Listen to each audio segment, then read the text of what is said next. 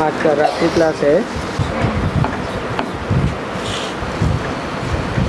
रात्रि क्लास है 5 अप्रैल 1968।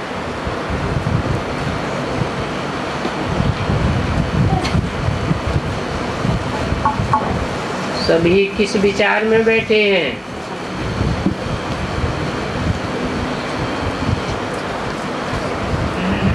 कौन आवेगा?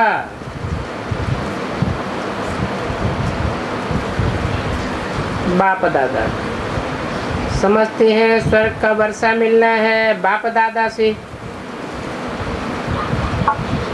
बाकी बात रही स्वर्ग में क्या बनेंगे, ये भी समझते हैं। सत्यनारायण की कथा तो है, नर से नारायण बनने का है ना। आए हैं विश्व की बादशाही लेने के लिए। ये ज्ञान तो पहले से ही तुम बच्चों में है, जो बाप आकर के समझाते हैं और बिल्कुल सहज बात समझाते हैं। अभी आत्मा तमो प्रधान बनी है,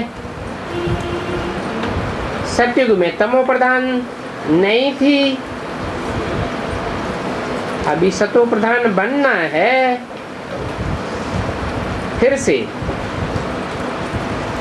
तो कलयुग में है तमो प्रधान और सतयुग में है सतो प्रधान। अभी सतो प्रधान बनाने के लिए बाप आए हैं, कहते हैं मुझे याद करो, मैं ही सर्वशक्तिवान हूँ। मुझे याद करने से सतो प्रधान बन जाएंगे।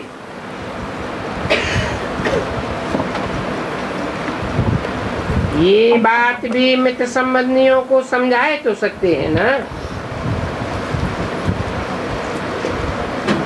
कि बाप ने ही गीता सुनाई थी, अभी मनुष्य सुनाते हैं। बाप के गीता सुनाने से सतयुग बन गया, मनुष्यों के गीता सुनाने से झूठखंड बन गया। तो देखो बहुत फर्क हो जाता है। भगवान तो फिर भगवान ही है, मनुष्य फिर देवता कैसे बनावेंगे? नई सृष्टि में होते ही हैं देवताएं। तो मुख्य बात है बाप का परिचय, और ये बेहद का बाप जो है ही नई दुनिया का वर्षा देने वाला। बाप को याद करते रहे तो अंत मत ऐसो गति हो जाएगी।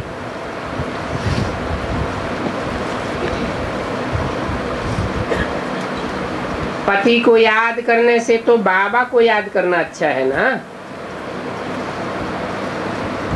क्योंकि पति को याद करने से विकार याद आ जाता है, और बाप को याद करने से विकार की बात ही नहीं उठती है। ये बात भी समझना चाहिए।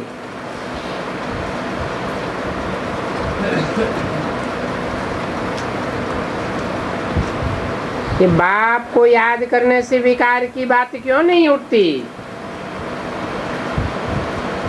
और पति को याद करने से विकार की बात क्यों याद आती है?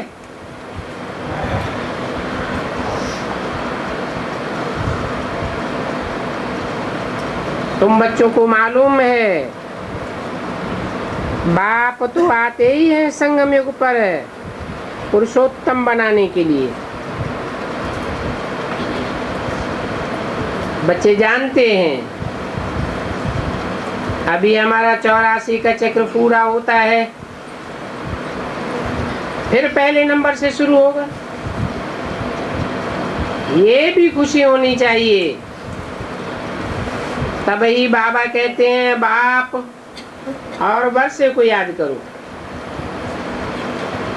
परंतु ऐसे तमो प्रधान बन गए हैं जो 2 अक्षर भी याद नहीं कर सकते हैं। प्रदर्शनी में अथवा म्यूजियम में जब आते हैं तो उनको बाप के सामने खड़ा कर देना चाहिए।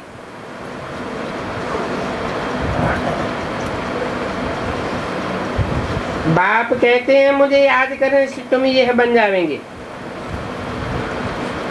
और ये समझाना बहुत सहज है। ये है गॉड फादर। उन गॉड फादर को याद करना है। तुम फादर के लिए ही कहते हो, कुत्ते बिल्ले आदि सभी में है। तुमको लज्जा नहीं आती है? फादर से ही वर्षा मिलता है इसका। भारत सतयुग था, अभी तो पिछाड़ी है। अभी फिर बाप को याद करो, बाप और बादशाही को याद करो। उठते बैठते चलते फिरते बाबा और बादशाही, तो अंतमते सुगति हो जाएगी। ये सच्चा बाप है। सत्य बातें ही आकर के सुनाते हैं और सच्चखंड की स्थापना करते हैं। उनके जो सच्चे बच्चे होते हैं वो ही सच्चखंड के मालिक बनते हैं। इतनी सहज बात भी क्यों नहीं समझते हैं?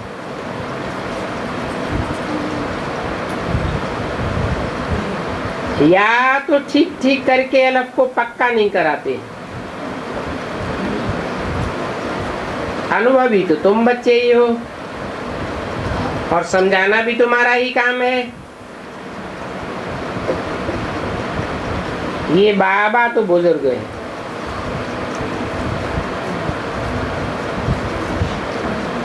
कुछ भी कह देंगे।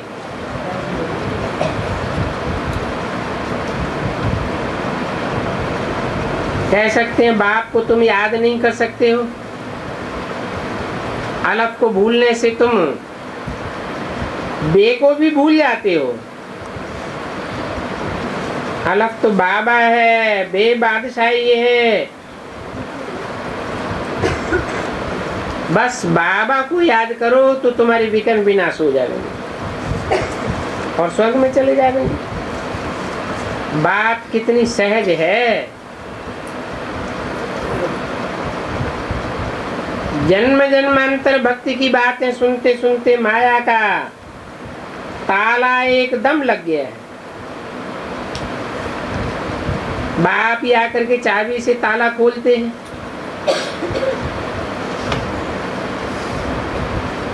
ताला कौन सा है? ताला भी गोडरेज का है और चाबी भी है गोडरेज की है। कैसे? गोडरेज का ताला कैसे है? गॉड माने भगवान, रेज माने किरणें। भगवान की जो ज्ञान की किरणें हैं, ये ऐसी वंडरफुल किरणें हैं कि एक बार कोई की बुद्धि में बात बैठ जाए, निश्चय हो जाए, विश्वास बैठ जाए, फिर अगर ठीक चाल चलता है तो ठीक, और मनमानी चाल चलता है या मनुष्य मत पर चलता है तो 100 गुना बोझा चढ़ता जाता है। इसको कहेंगे गॉड रेस का ताला। बुद्धि को ताला ही लग जाता है। फिर चाबी भी गॉड रेस की है। याद की यात्रा से तुम इस गॉड रेस के ताले को खोल सकते हो। बाप कहते हैं तुम याद नहीं कर सकते हो। अलफ को भूलने से तुम बे को भी भूल जाते हो।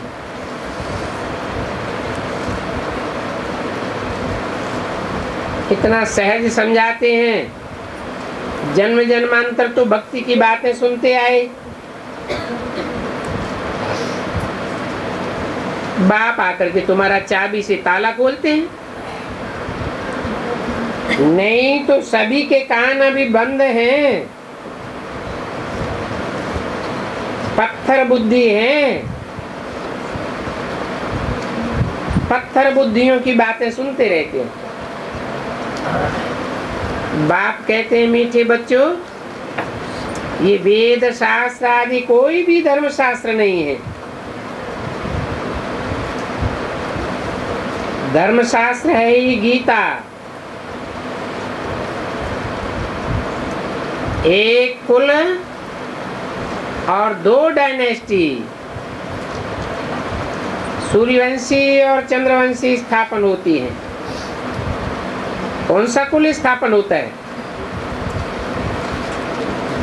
एक कुल और एक कुल से 2 डायनेस्टी स्थापन होती हैं। एक कुल कौन सा?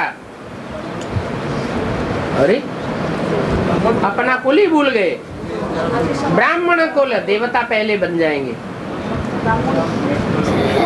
एक कुल है ब्राह्मण कुल। फिर ब्राह्मण कुल में भी 2 वर्ग हो जाते हैं, एक पास होने वाले और दूसरे फेल होने वाले। तो दोनों का गायन है, दोनों की डायनेस्टी चलती है। सूर्यवंशियों की डायनेस्टी, चंद्रवंशियों की डायनेस्टी। ब्राह्मणों का संगम युग में कुल होता है। ये ब्राह्मण कुल बहुत पद्मा पदम भाग्यशाली है। और फिर है सूर्यवंशी चंद्रवंशी। पहले कुल स्थापन होता है, जब बहुत हो जाते हैं फिर डायनेस्टी चलती है। ये तो कुल स्थापन करके फट से डायनेस्टी स्थापन हो जाती है। अच्छा, आलफ को बैठ करके याद करो। ये भी तुम लिखते हो, शिव बाबा को याद करो। शिव बाबा याद है। इसके नीचे लिखो स्वर्ग की बादशाही याद है। बादशाही याद करने से मुख मीठा हो जाएगा। तुम्हारा जाने से खीसा भी भरपूर रहता है। तो बाप को भी याद करना है, वर्षे को भी याद करना है।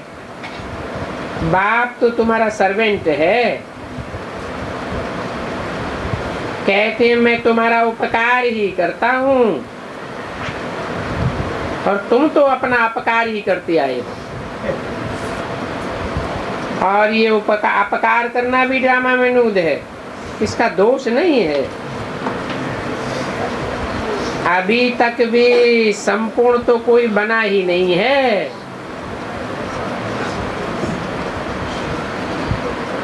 ये भी अबूल नहीं बना है। कौन है? ब्रह्मा बाबा के लिए इशारा दिया। ये भी अबूल नहीं बना है। अबूल तो एक बाप ही है।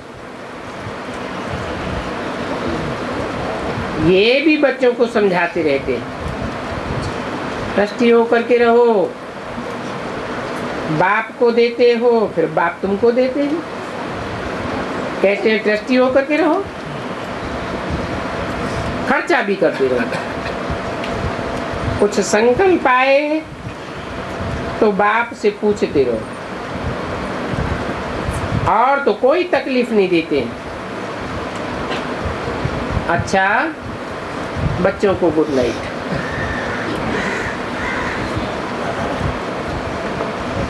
अगला प्रातः क्लास है 6 अप्रैल 1968 का। मीठे मीठे बच्चों को समझाया गया है। एक है ज्ञान और दूसरी है भक्ति।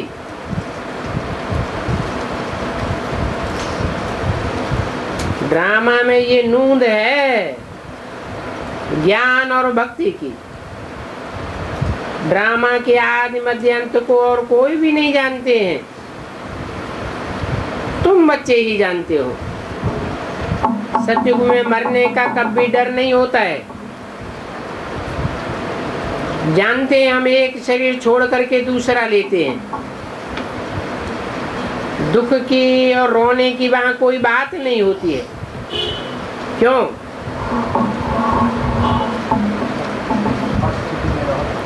क्योंकि वहां सब आत्मा अभिमानी होते हैं, कोई भी देहवानी होता ही नहीं है। अभी इस समय यहाँ क्या विचार है? मरने से सबको डर रहता है। आत्मा को शरीर छोड़ने से दुख होता है। कितना डरते हैं, क्योंकि फिर दूसरा जन्म भी दुख का ही लेना है। तुम तो अभी संगम युगी हो। तुम बच्चों को बाप ने समझाया है अभी वापस चलना है। कहाँ चलना है? घर वापस जाना है। और वो तो भगवान का घर है ना, वो कोई तुम्हारा घर नहीं है। एक ही बड़े से बड़ा घर है जहां भगवान और तुम आत्माएं रहती हो। उनको ही घर कहा जाता है। वहां शरीर होते ही नहीं है। जैसे मनुष्य कहते हैं हम भारत में रहते हैं, हम अपने घर में रहते हैं, वैसे तुम तो कहेंगे हम लोग अर्थात हम आत्माएं तो अपने घर में रहते हैं। वो है ही आत्माओं का घर, और यहाँ है जीव आत्माओं का घर। उनको कहा जाता है मुक्ति धाम। मनुष्य पुरुषार्थ तो करते हैं वहां जाने के लिए कि हम भगवान से जाकर के मिलें। भगवान से मिलने के लिए बहुत खुशी होनी चाहिए। ये तो आत्मा का शरीर है, इनमें आत्मा का बहुत मोह पड़ गया है। इसलिए थोड़ा भी बीमारी होती है तो डर लगता है कहीं शरीर न छूट जाए। अज्ञान काल में डर रहता है। इस समय जबकि संगम युगी हैं, तुम जानते हो हमको वापस जाना है बाप के पास, तो डर की कोई बात ही नहीं होनी चाहिए। बाप ने तो युक्ति बहुत अच्छी बताई है।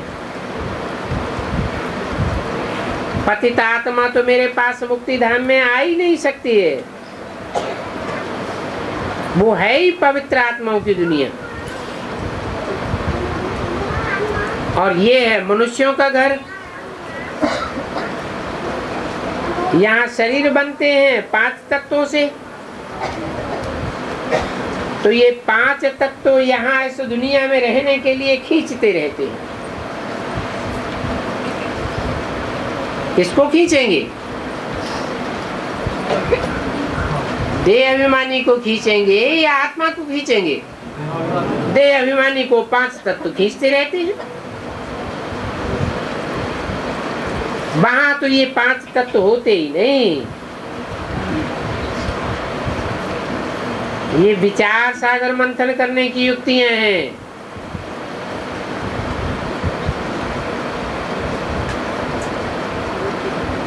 यहाँ प्रकृति क्यों पकड़ती है, वहां क्यों नहीं पकड़ती? परम धाम में प्रकृति पकड़ती क्यों नहीं है और यहाँ क्यों पकड़ती है? यहाँ तो है ही प्रकृति के 5 तत्वों की दुनिया, और वहां तो प्रकृति के 5 तत्वों की दुनिया ही नहीं होती है। अच्छा, सतयुग में प्रकृति के 5 तत्व होते हैं या नहीं होते हैं?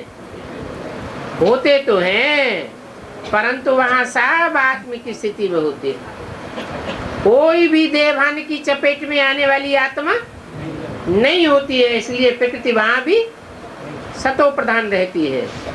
कोई को पकड़ने करने की बात ही नहीं। तो देखो, इस दुनिया में आत्मा ने जैसे ये प्रकृति के 5 तत्वों की प्रॉपर्टी ले ली है, तो शरीर में ममत्व हो जाता है। नहीं तो हम आत्माएं वहां की रहने वाली हैं, अभी पुरुषार्थ करते हैं वहां जाने के लिए। इस पुरानी दुनिया को छोड़ देवे। जब तुम पवित्र आत्मा बन जाते हो, फिर तुमको भी सुख ही मिलता है। प्रकृति तुमको दुखी कर नहीं सकती, तुम्हारी अपनी प्रकृति ही सुखदायी हो जाती है। दुख की बात ही नहीं रहती। इस समय तो है ही दुखधाम,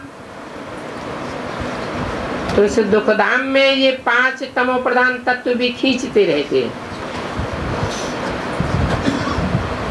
ऊपर से नीचे आकर पाठ बजाने के लिए प्रकृति का आधार तो लेना ही पड़ता है, नहीं तो ये खेल चल ही नहीं सकता। तो ये खेल भी बना हुआ है सुख और दुख का। जब तुम सुख में थे तो 5 तत्वों के शरीर में ममत्व नहीं रहता है।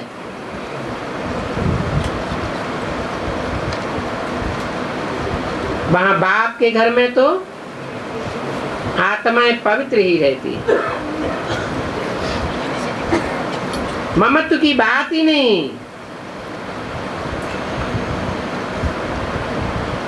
नई दुनिया में भी 5 तत्वों का ममत्व छोड़ देते हैं। हम पवित्र बने, फिर वहां शरीर भी योग बल से बनते हैं, इसलिए वहां माया खींचती नहीं है। हमारा वह शरीर योग बल का होता है, इसलिए वहां दुख होता ही नहीं है। ड्रामा कैसा वंडरफुल बना हुआ है। ये भी बड़ी महीन महीन समझने की बातें हैं। जो अच्छे अच्छे बुद्धिमान बच्चे हैं और सर्विस पर तत्पर रहते हैं, वो अच्छी रीति समझा सकते हैं। बाबा ने कहा है, धन दिए धन ना कूटे। दान करते रहेंगे तो आत्मा में धारणा होती रहेगी, नहीं तो धारणा होना मुश्किल है। ऐसे मत समझो कि कॉपी किताब में नोटबुक में लिखने से धारणा हो जाएगी। हाँ, लिख करके किसका कल्याण करने के लिए पॉइंट बेच सकते हैं तो और बात है। खुद के काम नहीं आते हैं,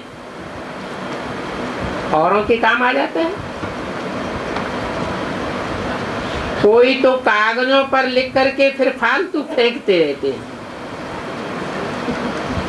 तो ये भी तो अंदर में समझ होनी चाहिए। मैं लिखता हूं, फिर वो काम में आता है। लिखा और फिर फेंक दिया, तो उससे क्या फायदा हुआ? ये भी आत्मा अपन को जैसे कि ठगती है। ये तो धारण करने की चीज है। बाबा ने कोई लिखा हुआ थोड़े ही कंठ कर लिया।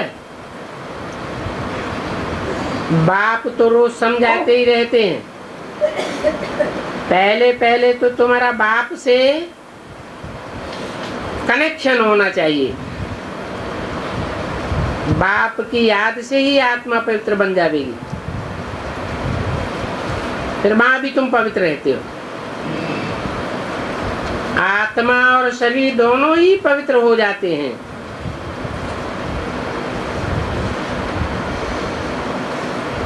फिर बाद में वो बल खलास हो जाता है। तो 5 तत्वों का बल आत्मा को खींचता रहता है। आत्मा को घर जाने के लिए शरीर छोड़ने की दिल ही नहीं होती है। नहीं तो इसमें तो खुशी होनी चाहिए। तुम तो पावन बनते हो। शरीर तो ऐसे छोड़ेंगे जैसे मक्खन से बाल निकलता है।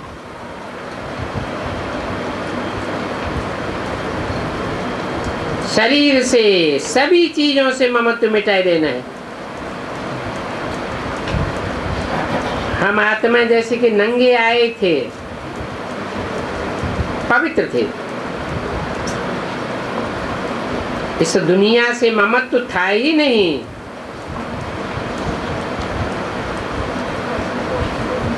वहां शरीर छूटे तो कोई रोते नहीं है, कोई तकलीफ नहीं होती है। वहां बीमारी भी नहीं होती है। शरीर में जैसे ममत्व भी नहीं होता है, जैसे कि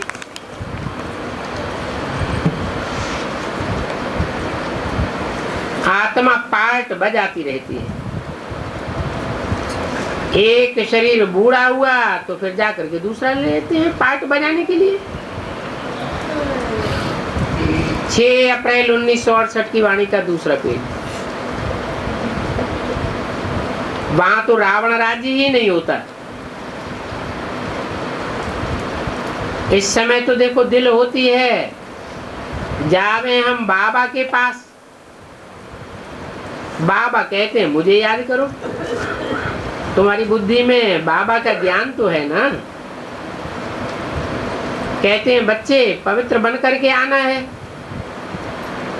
अभी तो पतित हो। इसलिए 5 तत्वों का ये जो पुतला है उनसे ममत्व हो गया है। आधा कल्प के इनको छोड़ने की दिल ही नहीं होती है। नहीं तो विवेक कहता है शरीर छूट जाए और हम बाबा के पास चले जाएं। तुम अभी पुरुषार्थ करते हो,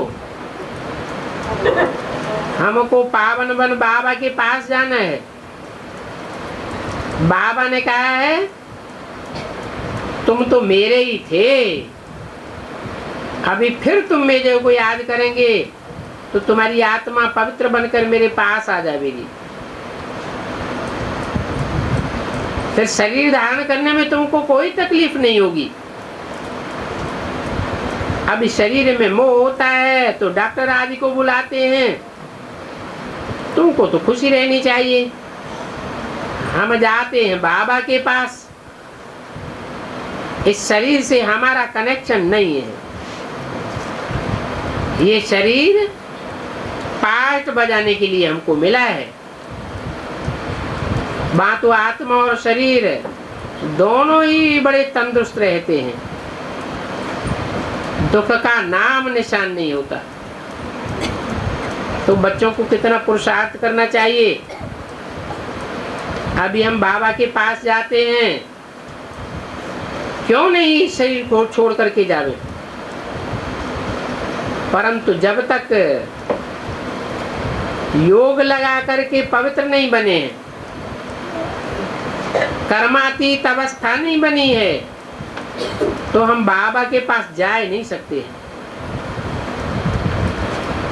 ये ख्यालात अज्ञानी मनुष्यों को तो नहीं आ सकते। तुम बच्चों को ये ख्यालात आवेंगे कि अभी हमको वापस जाना है। पहले तो आत्मा में ताकत होती है, खुशी होती है, कभी डर नहीं रहता है। यहाँ तो देखो कितना डर रहता है, कितना दुखी रहते हैं। इसलिए मनुष्य भक्ति आदि करते हैं, परंतु वापस जाने का रास्ता तो कोई भी नहीं जानते। और जाने का रास्ता तो एक ही बाप बतलाते हैं। हम बाबा के पास जावे इसके लिए खुशी होती है। बाप समझाते हैं यहाँ तुम्हारा शरीर में मोह रहता है, वहां तो मोह की बात ही नहीं है। इसलिए बाप कहते हैं अभी ये मोह निकालो, ये तुम्हारा 5 तत्वों का शरीर है, ये शरीर भी जैसे माया ही है। इन आंखों से जो तुम देखते हो वो सब माया ही माया है। यहाँ हर चीज में दुख ही दुख है। कितना गंद लगा पड़ा है। स्वर्ग में तो शरीर ही फर्स्ट क्लास होते हैं, तुमको मैले भी वहां फर्स्ट क्लास मिलेंगे, दुख की कोई बात ही नहीं होती है। देखो खेल कैसा बना हुआ है। तो ये चिंतन में आना चाहिए। बाप कहते हैं और कुछ नहीं समझते हो, अच्छा सिर्फ बाप को याद करो तो तुम्हारी विकल्प विनाश हो जावे, स्वर्ग में तो चले जावेंगे। हम तो आत्मा है, ये शरीर रूपी दुम्ब बाद में मिला है, इसमें हम क्यों फंसे। बाप समझाते हैं इस दुनिया को रावण राज्य कहा जाता है और रावण में ही दुख होता है। सतयुग में तो दुख की बात ही नहीं होती है। अभी बाबा से हम जैसे कि शक्ति लेते हैं, वो शक्ति कैसे लेते हैं? जरूर बाप की याद करने से ही शक्ति मिलेगी, क्योंकि हम अनेकों को याद करते करते कमजोर बन गए। देह अभिमान है सबसे जास्ती कमजोर बनाने वाला। तो बाप बैठ समझाती है ड्रामा बना हुआ है कि ड्रामा कभी बंद नहीं हो सकता, मोक्ष आदि की तो बात ही नहीं है, बना बनाया ड्रामा है। कहते भी हैं चिंता ताकि कीजिए जो अनहोनी हो, जो पास्ट होना था सो हो गया, अभी फिर भी होना तो है ही, चिंता की बात नहीं है। यहाँ तो देखो कितनी चिंताएं लगती हैं। बाप कहते हैं ये तो सब ड्रामा है, बाप ने तो रास्ता बताया ही है, ऐसे ऐसे तुम करते करते मेरे पास पहुंच जावेंगे, जैसे कि मक्खन से बाल निकल जाएगा। तुम सिर्फ मुझे याद करो तो आत्मा पवित्र हो जाए। पावन बनने की और कोई युक्ति ही नहीं है। और तुम समझते हो हम रावण राज्य में अभी बैठे हैं, ये है रावण राज्य, वो है ईश्वरीय राज्य। ईश्वरीय राज्य और आसुरी राज्य का ये खेल है। ईश्वर कैसे आकर के स्थापन करते हैं ये किसी को भी पता नहीं है। बाप को ही ज्ञान का सागर कहा जाता है, वो ही आकर के सब बातें समझाते हैं। अभी तुम सारा ज्ञान समझ रहे हो, फिर ये तुम्हारी बुद्धि में से सारा ज्ञान भूल जाएगा। जिस पढ़ाई से हम पद पाते हैं फिर वो एकदम भूल जाता है। स्वर्ग में गए और नॉलेज ही गुम हो जाती है। भगवान से डबल सिर ताज कैसे बनाया वो कोई कुछ जानते नहीं है, ये भी नहीं जानता था, तो दूसरे शास्त्र आदि पढ़ने वाले क्या जानेंगे, उनको टच भी नहीं होगा। तुम आकर के सुनते हो, तुमको झट टच हो जाता है तो सारी गुप्त बात। बाप सुनाते हैं, देखने में आता है क्या? बाप तो देखने में नहीं आता, हाँ बाप हमारी समझ में आता है। जैसे आत्मा को देखा है क्या? समझते हैं आत्मा है। आत्मा सिर्फ दिव्य दृष्टि से देखी जा सकती है। बाबा कहते हैं देखने में भी क्या समझेंगे, आत्मा तो छोटी बिंदी है, परमात्मा बाप भी छोटी बिंदी है। अब पता कैसे चले कौन आत्मा और कौन परमात्मा? आत्माएं तो फिर और भी अनेक हैं। 10, 20, 50 का भी तुम साक्षात्कार करेंगे, कुछ भी पता नहीं पड़ेगा। एक आत्मा को देखने से समझ भी नहीं सकेंगे। बहुतों को आत्मा का साक्षात्कार होता है, फिर मालूम कैसे पड़े कि जिस आत्मा का साक्षात्कार किया वो आत्मा है या परमात्मा है? फर्क का तो मालूम ही नहीं पड़ता। 6 अप्रैल 1968 की वाणी का 3रा पेज। बैठे बैठे छोटी छोटी आत्माएं देखने में आती हैं तो सिर्फ ये समझा जाता है ये आत्माएं हैं। ये थोड़े ही समझते हैं कि ये कौन सी आत्मा है, आत्मा है या परमात्मा है। अभी तुम तो समझते हो इतनी छोटी सी आत्मा में कितनी ताकत भरी हुई है, इतना सारा दुम्ब निकल जाता है। आत्मा खुद तो मालिक है, एक शरीर छोड़ करके दूसरे में प्रवेश करती है पार्ट बजाने के लिए। कितनी बड़ी कुदरत है।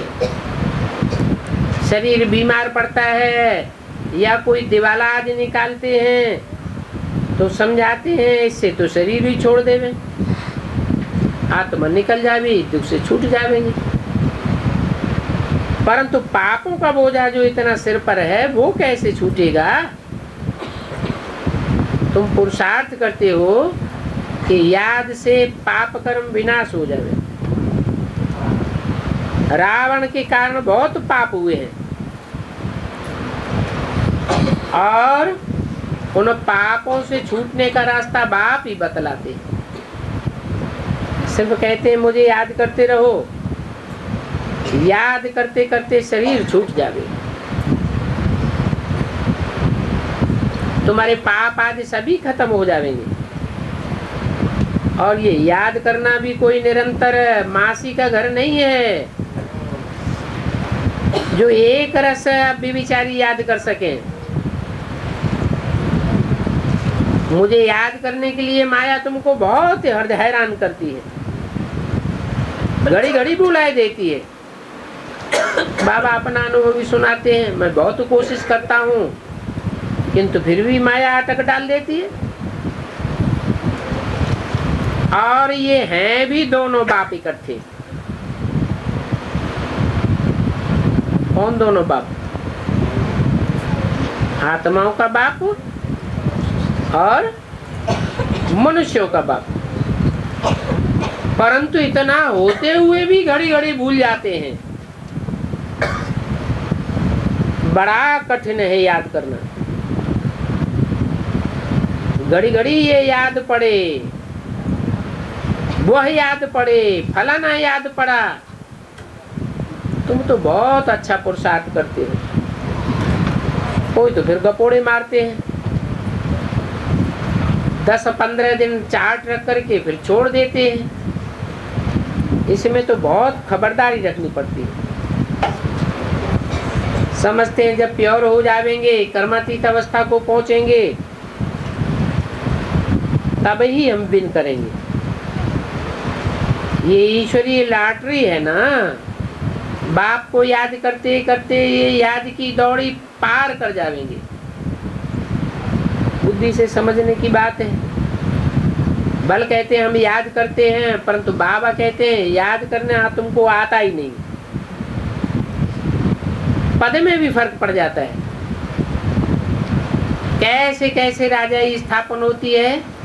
तुमने अनेक बार राजाई की, फिर अनेक बार गवाई है। बाबा हर 5000 वर्ष बाद आकर के पढ़ाते हैं। फिर रावण राज्य में तुम वाम मार्ग में चले जाते हो, तो देवताएं जो थे वो ही फिर वाम मार्ग में गिरते हैं। देवताओं के कितने गंदे चित्र बनाए हुए हैं। इस बात की यादगार वाम मार्ग में गिरने की यादगार ये गंदे गंदे चित्र बनाए हुए हैं, ये सभी निशानियां हैं। कहाँ की? संगम युगी तुम्हारे चरित्र की। बाप समझाते हैं तुमने क्या क्या कर दिया।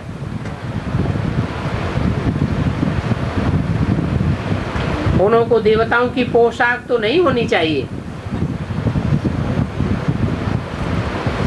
तो बाप बड़ी बड़ी गुह्य बातें समझाते हैं।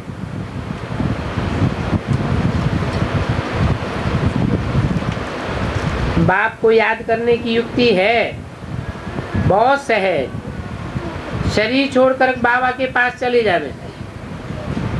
समझो कोई गोली खा लेते हैं, समझते हैं कि हम भगवान के पास चले जाएंगे, परंतु गोली खाने से विकल्प विनाश कैसे होंगे? ये वो है कौन जिसके पास जाना चाहते हैं? भले कोई काशी करवट खाते हैं, परंतु बाप कहते हैं मुझे तो जानते थोड़े ही है काशी करवट खाने वाले। मुझे जाने तभी योग बल से विकर्म विनाश हो, और वो तो पिछाड़ी में ही हो सकता है जब मैं आता हूँ। बाकी वापस तो कोई जाता ही नहीं, बल कुछ भी करे, क्योंकि योग बल तो मैं ही आकर के सिखलाता हूँ। फिर आधा कल्प योग बल कभी होता ही नहीं है। महासत्युग में तो तुम अथाह सुख भोगते हो,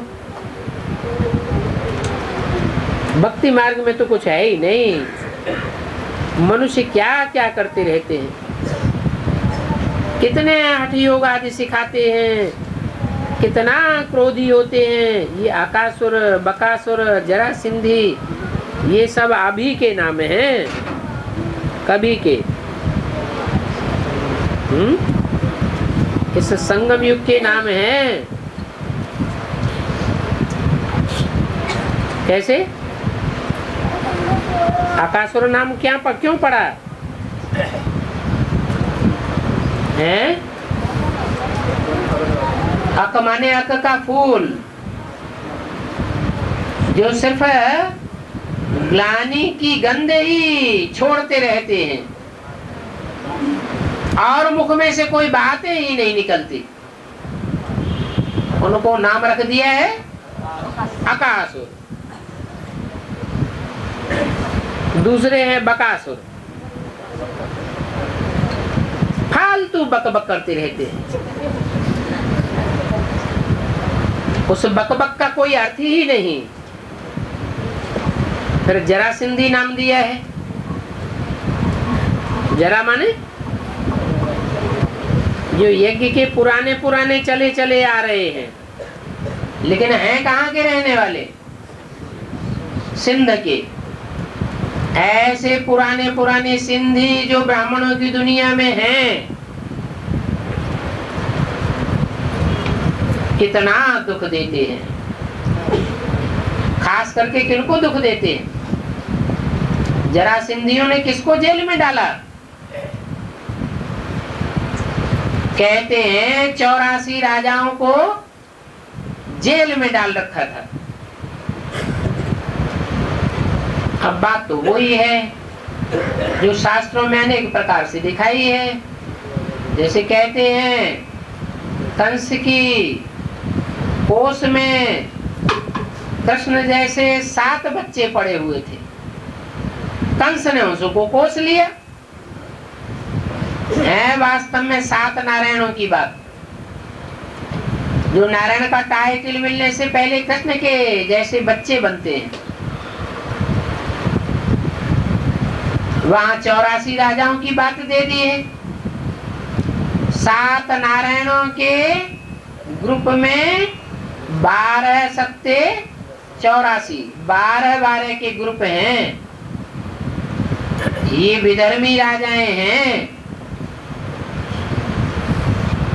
जो जरासिंधियों की चपेट में आ जाते हैं।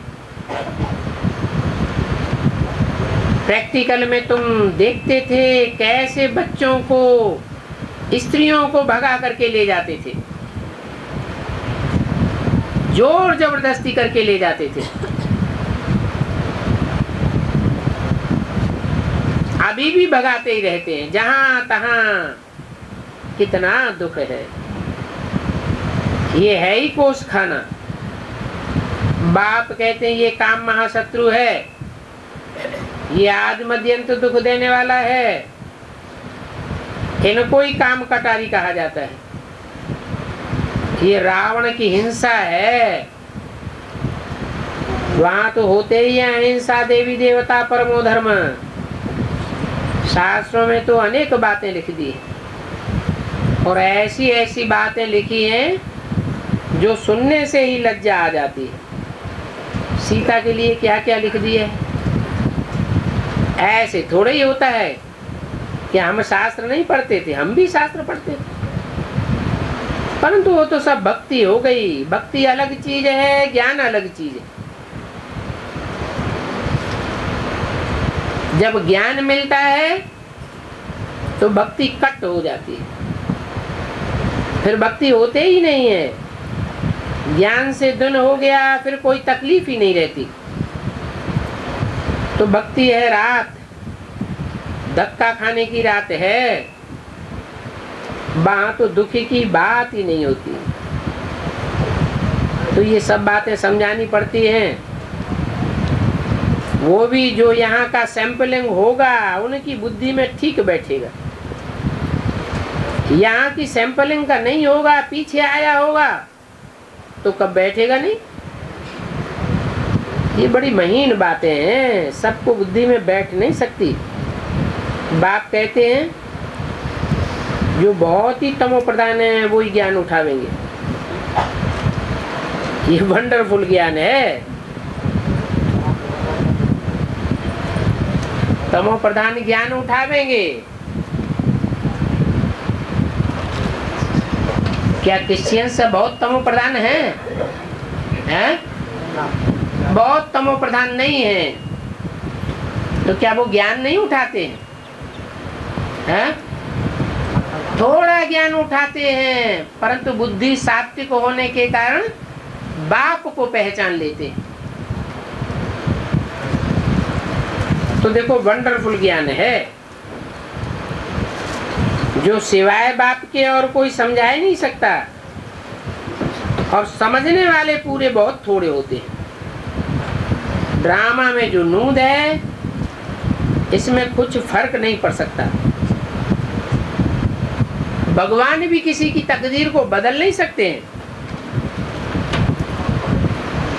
मनुष्य तो समझते हैं कि भगवान क्या नहीं कर सकता है।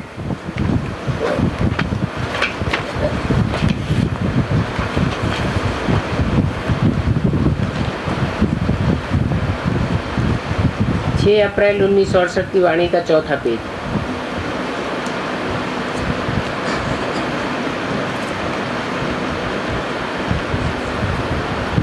अब भगवान कोई सब कुछ थोड़ा ही करेगा। प्रकृति का काम प्रकृति करेगी, मनुष्यों का काम मनुष्य करेंगे। भगवान का काम है ज्ञान सुनाना, तो ज्ञान सुनाते हैं भगवान। वंडर खाते हैं, फिर कोई पक्का होकर के आ जाते हैं। समझते हैं, दिल में आता है कि बाप वर्षा देने आए हैं तो उनसे जाकर मिले। पहले तो उनसे लिखवाए लेना चाहिए। बताओ तुमको कितने बाप हैं? एक है लौकिक, दूसरा है पारलौकिक। एक है शरीर का पिता और दूसरा है आत्माओं का बेहद का बाप। उस बेहद के बाप को सभी याद करते हैं। कहते हैं हे दुख हरता, हे सुख करता। बाबा आप जब आवेंगे तो आपसे स्वर्ग का वर्षा हम जरूर लेंगे। फिर उनसे पूछो ऐसे बाप को तुम जानते ही नहीं हो तो वर्षा कहां से लेंगे? न जानने के कारण एकदम निर्धन के बन गए। बात ऐसी करनी चाहिए जो एकदम उनको पानी पानी कर देना। कर सकते हैं, परंतु भगवान तो एक ही बार आते हैं, आकर के स्वर्ग का रास्ता बताते हैं और तो कुछ भी नहीं बताते। अभी तुम बच्चों की कितनी विशाल बुद्धि हो गई है, और कोई की बुद्धि में ये बातें आ ही नहीं सकती। तुमको बाप रोज कहते हैं अपने 84 जन्मों को बुद्धि में फिराओ। सुदर्शन चक्र जो तुम ब्राह्मणों को ही मिलता है, उन्होंने तो कृष्ण को दिखाई दिया है, विष्णु को दिखाई दिया है, सुदर्शन चक्र दे दिया है, ऐसे ऐसे गला काटते जाते हैं। अब सुदर्शन चक्र कोई रथ के पहिए को घुमाने से गले थोड़े ही कटते हैं। ये तो सच्च रूपी चक्र है जो बुद्धि में घूमता रहे। बुद्धि में घूमने से आत्मा के अनेक जन्म खुलते हैं, अनेक श्रेष्ठ जन्मों का साक्षात्कार होता है। तो जो भी एक एक आत्मा रूपी सितारे में एक एक दुनिया भरी पड़ी है, उस दुनिया में जो भी विरोधी आत्माएं हैं उनके देह अभिमान के गले कट जाते हैं। अकेले एक कृष्ण की बात नहीं है, तुम ब्राह्मणों का ही सुदर्शन चक्र है।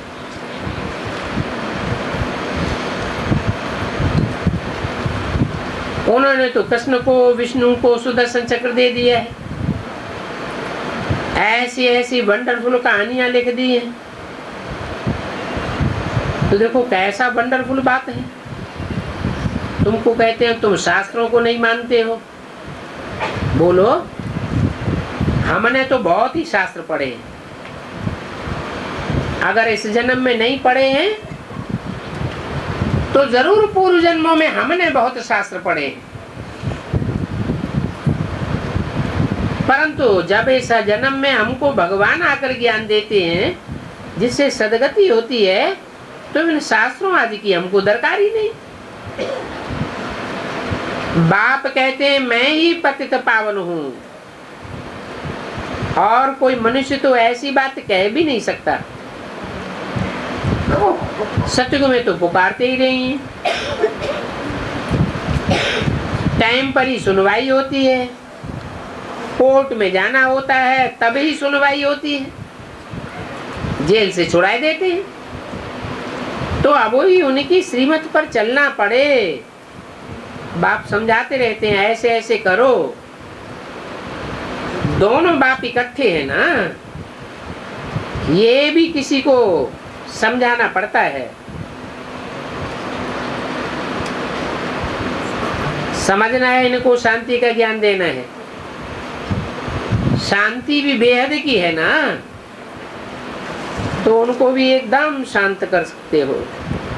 दूसरा बल कोई कितना भी उनको देखे, शांति नहीं होगी। देखने से ही मालूम पड़ता है ये हमारे घराने का नहीं है, ये तो आसुरी घराने का है, झट पता पड़ जाता है। जैसे डॉक्टर्स लोग होते हैं, एक्सपेरिमेंट करते हैं, ये भी बाप है, आत्मा को देखते हैं। आत्मा को कशिश होती है, ये हमारा बाप है। कोई गंदा होगा तो उनको शांति की कशिश ही नहीं होगी बाप से। ये सभी है सर्वशील बच्चों का काम।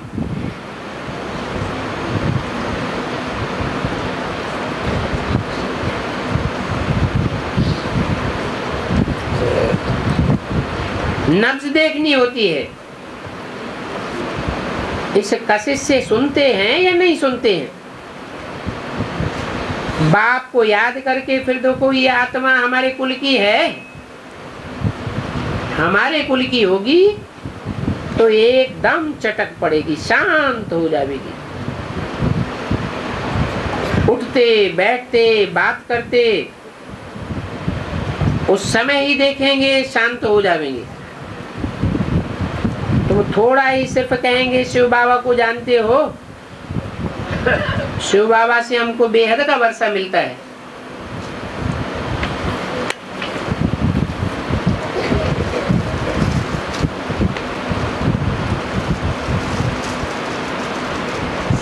स्वर्ग का मालिक बाप ही बनाते हैं। ये बात आपको याद आती है? दुनिया में इन बातों को थोड़ा ही किसी को पता है। इन लक्ष्मी नारायण को वर्षा कहाँ से मिला, तुम तो अभी समझ गए हो। अंत तक सैंपलिंग लगती रहेगी, निकलते आवेंगे। ये ड्रामा चलता रहेगा, डायरेक्शन भी मिलते रहते हैं, ऐसे ऐसे सर्विस करो। जहाँ सन्यासी हैं उनके सामने जाओ, उनके सामने जन्म करके सेंटर खोल दो। क्या कहा? कौन से सन्यासियों की बात पहले है? एक तो बाहर की दुनिया के सन्यासी, फिर है ब्राह्मणों की दुनिया के सन्यासी। उनके सामने जाओ, जम करके सेंटर खोलो। लक्ष्मी नारायण के मंदिर में सेंटर खोलो तो तुमको समझाने में भी सहज हो जाएगा। ये डबल सिरताज कैसे बने हम आपको समझाते हैं। सन्यासियों तो राजयोग सिखा ही नहीं सकते हैं। ड्रामानुसार बच्चे ये सब करते भी रहते हैं। आप ही विचार सागर मंथन करके पॉइंट निकालते हैं। ये पॉइंट्स हैं तुम बच्चों के लिए। पॉइंट निकालनी होती हैं, जो स्कूल के होंगे उनको ही रस बैठेगा, एकदम चटक पड़ेगा।